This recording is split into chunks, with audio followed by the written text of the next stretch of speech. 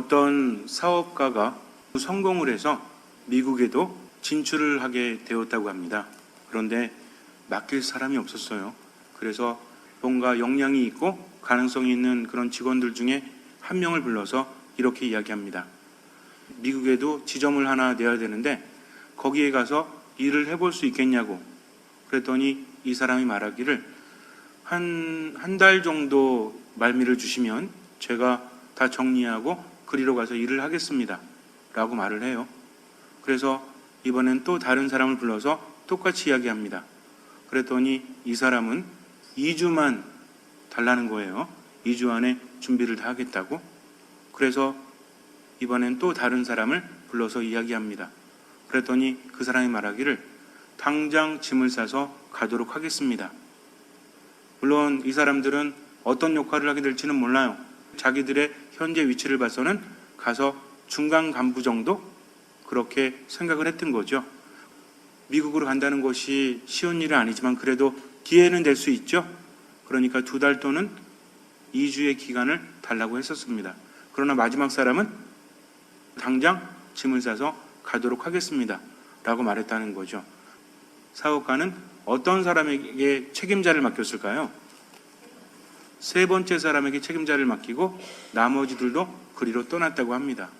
그러니까 기회를 놓친 셈이 되죠. 이 사람은 정녕 책임질 사람을 찾고 있었어요. 이 세 사람들은 다 능력을 인정받은 사람들. 그러나 아직은 검증되지 않은 것이 있죠. 무엇입니까? 개인적인 능력은 있지만 정말 맡길 만큼 이 사람이 회사에 충성을 다하는지에 대해서 시험을 했던 것이죠. 거기에 세 번째 사람은 즉각적인 응답을 함으로 인해서 그렇게 선택이 되었다고 합니다. 어떠십니까? 세상을 살아가면서 우리는 많은 준비를 해야 한다고 생각하죠. 그러나 삶이라는 것은 우리에게 준비할 기회를 잘 주지 않아요. 늘 후회하지 않습니까? 이미 기한이 정해진 것도 제대로 준비하지 못하는데 갑자기 찾아오는 기회는 제대로 준비할 수 있을 것 같아요? 돌아보면 어떻습니까? 인간의 삶이라는 것은 앞을 내다볼 때는 무한한 가능성이 있죠. 그러나 살아가면서 뒤를 돌아보면 가능성이 큰 것 같아요? 작은 것 같아요? 점점 작아지지 않습니까? 나이가 어릴 때는 내가 어른이 되면 기회가 있겠지라고 어렴풋이 생각합니다. 어른이 되면 어때요? 좀 더 살다 보면 기회가 있겠지라고 생각해요. 그러나 나이가 들면 들수록 깨닫게 되는 것은 기회라는 것은 아무에게나 오지 않고 온다고 할지라도 제대로 잡을 수 없는 것이구나. 무엇하지 않기 때문에 제대로 준비하지 못하기 때문입니다. 준비라는 것은 어떤 일이 언제 닥친다고 할지라도 대응할 수 있는 것을 키우는 것이죠. 이것은 내일도 내일 모레도 아닌 언제 해야 됩니까? 바로 지금 해야 한다는 거죠. 성경의 말씀은 우리가 제대로 묵상하면 일상적인 삶 안에서도 얼마든지 성공할 수 있고요. 원하는 것을 얻을 수 있으며 삶의 문제들이 해결이 된다는 겁니다. 반드시 사업을 성공시키거나 이런 것뿐만 아니라 인생을 성공적으로 산다는 것, 즉 행복하고 기쁘게 살아가는 데 있어서 가장 필요한 것은 바로 준비라는 거죠. 하느님께서는 인간에게 큰 능력을 주셨지만 이 능력을 감추어 두십니다. 보통 동물들과 인간을 보면 누가 더 능력이 좋아요? 인간이 능력이 더 대단합니까? 아니면 동물이 더 능력이 대단합니까? 인간이 대단하죠? 그러나 그것은 갖춰졌기 때문이죠. 만약에 배움이 없고 뭔가 습득하지 않는다면 자연 그대로 타고난 그대로를 본다면 인간과 동물은 누가 더 대단합니까? 사람이 그래도 더 대단해요. 태어나자마자 얼마 만에 걷죠? 혹시 태어나서 한 7일 만에 걸으신 분 계십니까? 근데 송아지 같은 경우에는 태어나면 얼마 만에 걸어요? 저는 소를 안 키워봤는데 키워보신 분? 예, 바로 걷습니까? 그럼 인간은요? 인간이 딱 태어나자마자 아싸 이러면서 이빨로 태 물어뜯고 걸어나가기 시작하는가요? 인간은 키워주지 않으면 걷는 것은커녕 먹지도 못합니다. 엄마가 젖을 물리지 않으면요, 아무리 먹을 것이 옆에 있어도 먹을 능력이 안 된다는 거죠. 또 인간은 어떻습니까? 뭔가를 배우지 않고 사회를 이루면서 살지 못하면 동물만도 못할 뿐만 아니라 금세 어때요? 죽어버리고 만다는 거죠. 태어나자마자 돌봐주지도 않고 먹여주지 않으면 살 사람은 아무도 없습니다. 만에 하나라도 살아갈 수 없다는 거죠.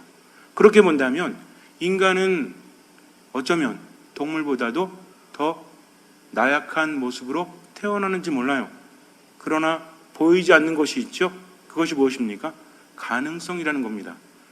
뭔가를 배워가면서 하느님을 닮은 존재이기 때문에 창의력을 발휘하면서 동물과는 상대도 안 될 만큼 성장한다는 거죠. 태어났을 때는 짐승만도 못하다는 말은 좀 이상하죠. 그죠? 짐승만큼 능력은 없지만 그러나 나이를 한 살 한 살 먹어가면서 같아요, 달라요? 7년 된 개하고 7년 된 아이랑 똑같습니까? 그렇지 않아요.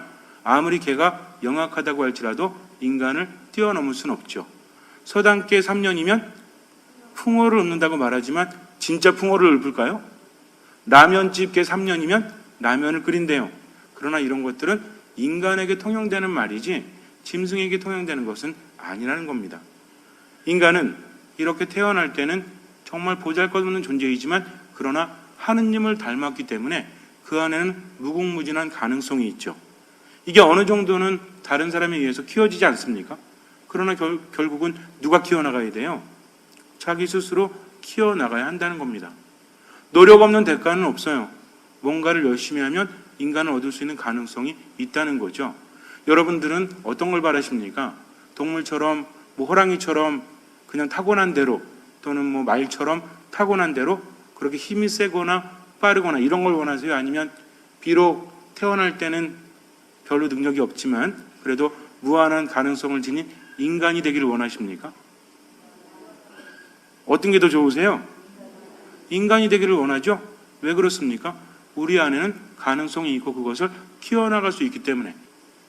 근데 우리는 뭔가 안 되면 누구 탓을 해요? 잘 되면 내 탓이요? 안 되면 조상 탓이라고 하잖아요. 그러나 모든 것들은 결국 내 탓이 아니겠습니까? 하느님께서는 우리에게 무한한 가능성을 주셨는데 살아가면서 그 가능성이 점점 더 작아지고 있다는 거죠.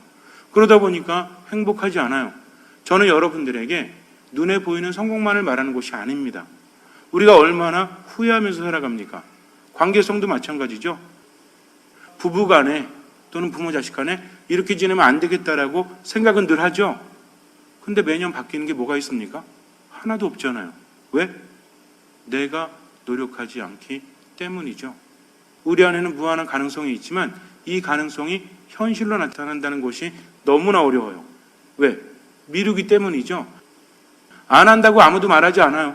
앞으로는 좀 내가 친절하게 좀 대해줘야 되겠다. 앞으로는 좀 웃으면서 상대방을 기분 좋게 해줘야 되겠다.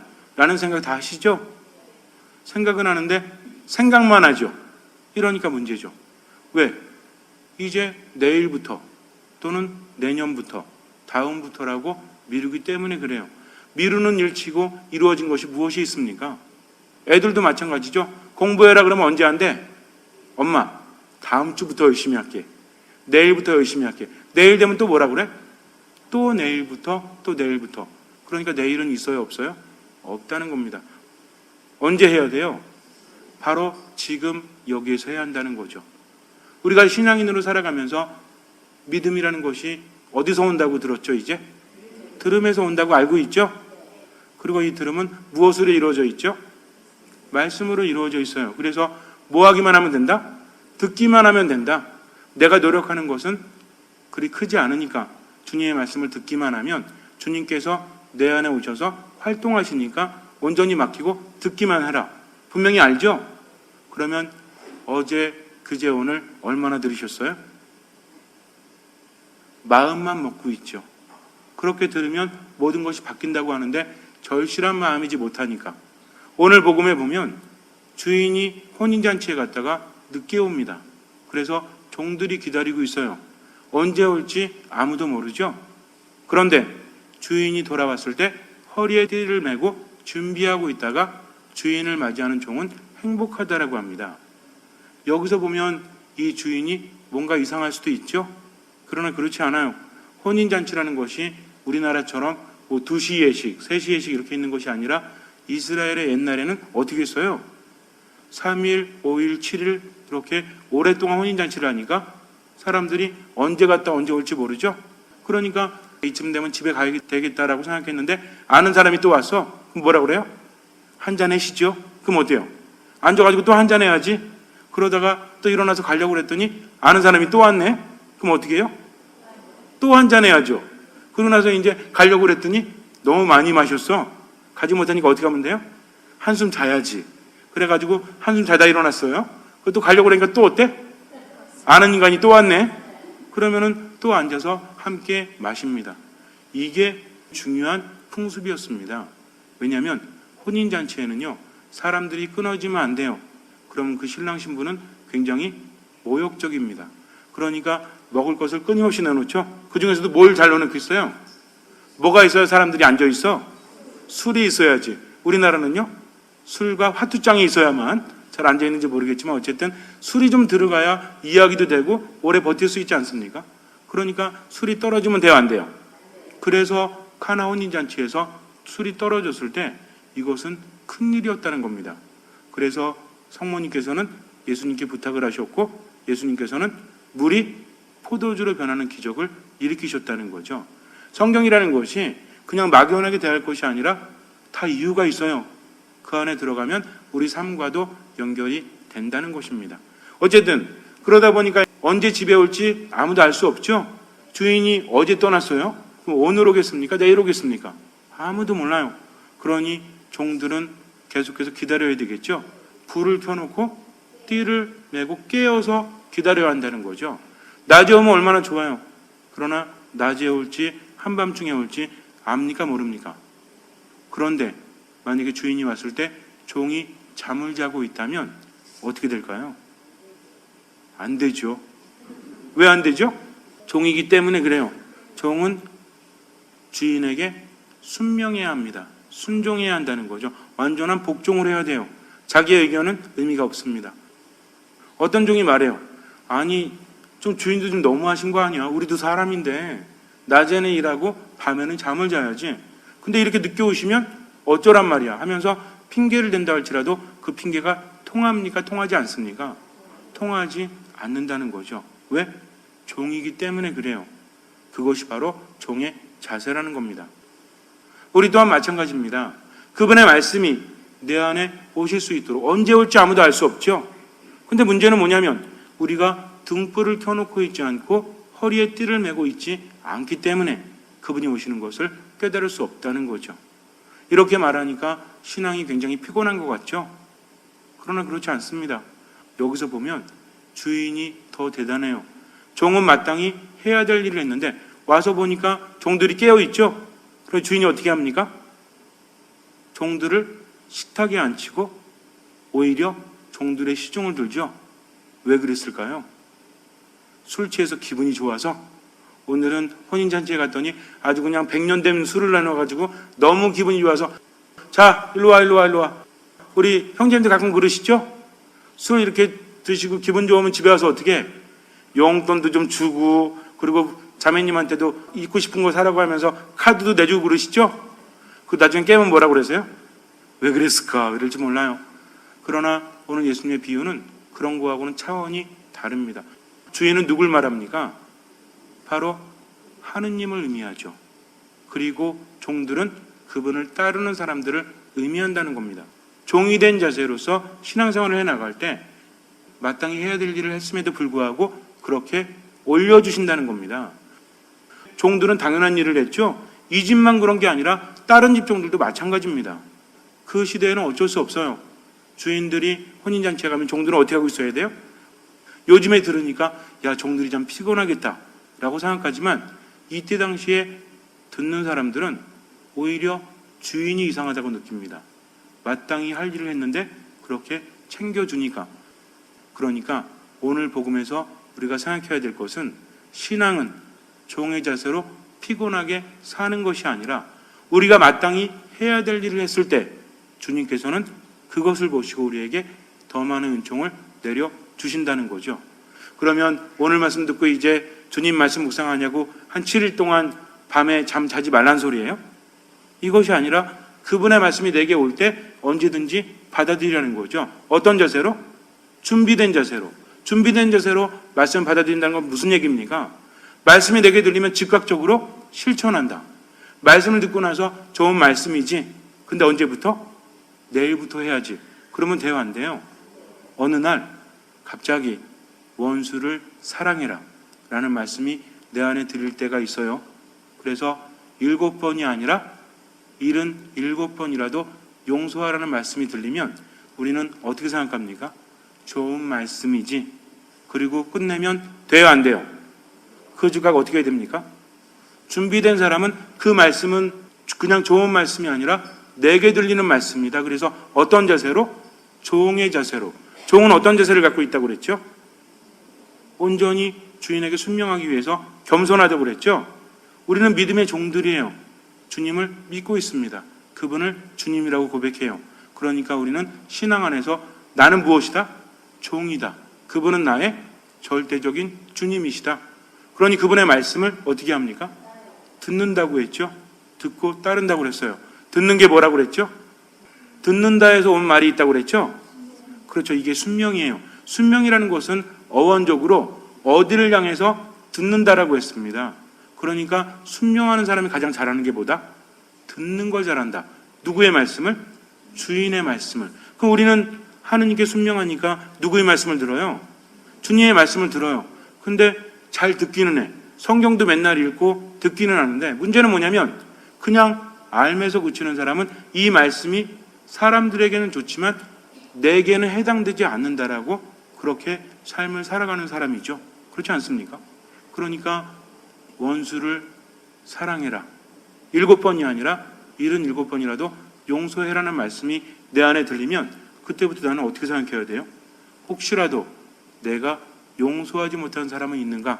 지금 주님께서는 나에게 뭐 하라고 하신다? 용서하라고 하신다. 그러니 용서할 수 있도록 은총을 청하면서 다시 기도합니다. 또 말씀 안에 머무는 거죠. 너무나 사무쳐가지고 용서할 수 없을 때, 그럴 때 있죠? 너무 힘들 때 없습니까? 그 사람 사랑해야 되는데 도저히 사랑할 수 없어요. 그럴 때는 어떻게 하죠? 그냥 나쁜 생각만 하지 말자. 이거 누구 생각이에요? 우리 생각입니다. 주님께서 뭐 하라고 하세요? 용서하고 사랑하라고 하세요. 아니 어떻게 사랑할 수 있어요?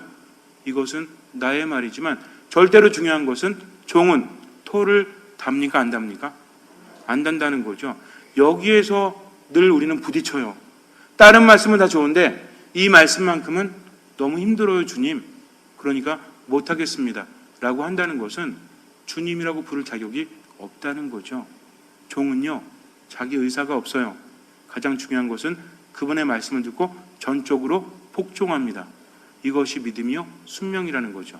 그래서 말씀이 내 안에 오시면 그것을 귀담아 듣고 실천하기 위해서 지금 노력해야 합니다. 내 힘으로 안 되면 어떻게 하면 돼요? 지향을 두고 기도 안에 말씀 안에 미사 안에서 은총을 청하다 보면 그 다음부터 해주시는 분은 누구시다? 근데 문제는 듣지도 않으니까 아예 단절해 놓으니까 아무런 변화도 일어나지 않습니다. 어차피 우리는 아무것도 하지 못해요. 그러나 은총을 내려주시면 그 무엇이든 할 수 있습니다. 그러니 주님 믿습니다. 그러나 믿음이 없는 저를 도와주십시오 하면서 맡길 때 신앙인의 삶이 되는 거지. 이런 사람들은 어딜 가든지 그리스도의 향기가 풍겨날 수밖에 없죠. 왜? 그분의 말씀을 듣고 늘 준비하고 있기 때문에. 그래서 달라요. 인생이 바뀌게 됩니다. 근데 이게 안 되면 백날 신앙생활에도 아무것도 바뀌지 않아요. 왜? 신앙생활을 한다고 하지만 정작 믿음이 없기 때문입니다. 믿음이 없으면 뭐가 일어나지 않죠? 기적이 일어나지 않아요. 그러니 우리는 온전히 맡기는 마음으로 준비하자. 즉각적으로 할 수 있도록. 준비하지 않으면 내 인생이 손해입니다. 아무것도 바뀌지 않으니까. 그러나 준비하는 사람은요 인생이 얼마나 즐거운지 몰라요. 모든 것이 감사할 거리요 성장할 기회이기 때문이죠. 근데 그렇지 않은 사람은 매일매일 뭘 까먹어? 시간을 까먹고 있죠. 변화되지 않고 점점 공허해진다는 겁니다. 신앙적으로 준비를 잘하는 사람은 세상적으로도 잘 준비하겠죠. 그러니 얼마나 행복하겠습니까? 그러나 그렇지 않은 사람은 늘 뭐만 해? 후회만 하지. 뭐 잃고 외양간 고친대요? 소 잃고 외양간 고친대요. 그러니 잃어버리기 전에 준비하십시오. 그리고 은총을 청하십시오. 앞으로 친절한 사람이 되고 싶다면 언제부터 친절하면 돼요? 부부간에도 좋은 말 하고 싶다면 언제부터 하면 돼요? 부모님께 안부 인사는 언제 드리면 돼요? 그건 지금 하면 안 돼요. 미사 끝나고 하셔야 돼요. 그래서 자꾸만 미루지 말고 지금 열심히 하십시오. 그러나 무엇보다도 말씀 안에서 지금 머무십시오. 기도 안에서 지금 머무십시오. 미사 안에서 머무십시오. 지금을 살아가는 사람은 행복하지만 지금을 살아가지 못하는 사람은 맨날 미루다가 마지막에 어떻게 죽는데요? 내 일일 줄 알았지. 우물쭈물하다. 이렇게 버나드 쇼가 말한 대로 그렇게 마지막 눈을 감을지도 모릅니다. 잠시 눈을 감으세요. 주님께서 내게 주신 말씀에 귀를 기울이십시오. 그리고 지금 최선을 다해서 살아가십시오. 신앙과 생활은 이어진 것입니다. 그분의 말씀을 듣고 그 말씀대로 지금을 살아가는 사람은 하느님 안에 머물면서 자신의 삶도 즐길 수 있어요. 그러니 늘 감사하는 마음으로 귀를 기울이십시오. 그리고 주님께 겸손한 마음으로 순종하면서 살아가십시오. 주님께서는 그 믿음을 보시고 우리 삶에 놀라운 기적을 일으켜 주실 것입니다. 아멘.